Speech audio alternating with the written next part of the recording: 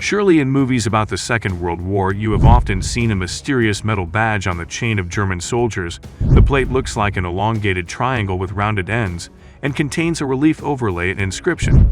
So what is this piece of equipment and what is it for? Probably some of you have already guessed that it is a distinctive sign, and it is called Ringkragen from the German words ring and Kragen collar. In Russian, this word means gorget. With the development of firearms, the gorget lost its relevance as a protective element and began to play a purely decorative role. By the way, up to the middle of the 19th century, the gorget was worn by officers of the Russian Imperial Army as an insignia. Later, these items became part of the ceremonial uniform of the Life Guards. In the German Empire of the late 19th century, gorget and were worn by representatives of the military police Gendarmerie, who were responsible for discipline and order, as well as the capture of deserters. This tradition remained until the emergence of the Third Reich.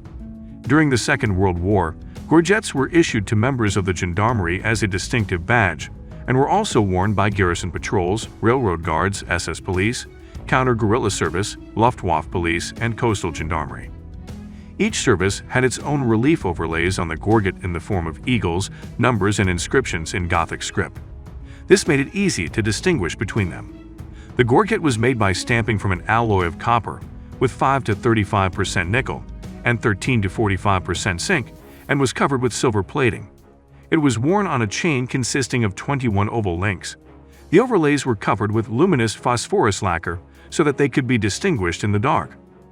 Ordinary soldiers did not like the military police, and there was a reason why the representatives of the Gendarmerie were engaged in the arrest of deserters, maintaining order and checking documents at important intersections and roads. The Wermacht nickname, Kettenhund, chain dogs, was established for field gendarmerie soldiers for wearing chain necklaces. In the Stalingrad Cauldron, the gendarme units of the 6th Army maintained discipline until the last day. They guarded the approaches to the runway, carefully checking the papers of each wounded man so that no simulants could sneak into the airplane. Only those who had a certificate from the Chief of Army Sanitary Service could fly out of the cauldron. All soldiers who tried to escape were shot by the gendarmes on the spot. It is noteworthy that on the Eastern Front, in the field conditions, gendarmes preferred to remove their badges and not to shine them unnecessarily. The fact is that the gorget often became the target of Soviet reconnaissance groups who went hunting in search of a language.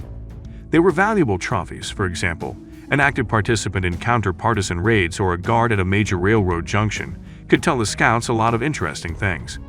In addition, by taking off the gendarme's uniform with a gorget and putting it on himself, a Soviet saboteur could easily stop a German military column, after which it could be fired upon and destroyed.